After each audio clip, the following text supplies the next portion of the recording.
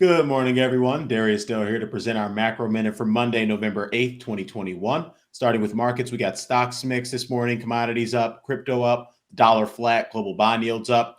Big movers this morning, you got WTI up 1.5%, nat gas and Ethereum up 2% respectively, and Bitcoin up 5%.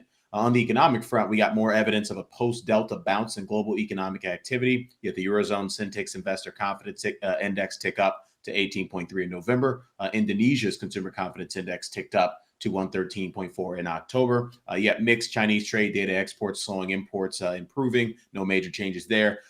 Friday's jobs report was outstanding. There's no if, ands, or buts about it. You had a big beat on the headline, 531K month over month. Big revision of last month from 194K to 312K. Breadth was very positive. You saw the unemployment rates for high school dropouts, high school grads, some college and college grads all tick down 10 to 50 basis points. And we saw most of the improvement at the lower end of the educational spectrum. And then on the employment to population ratio, take it to the chart. This is something we've been talking about for a while now, which is the improvement in labor supply.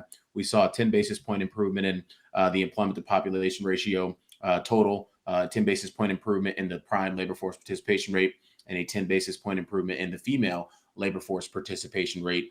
More labor supply equals more supply of goods and services, which is disinflationary.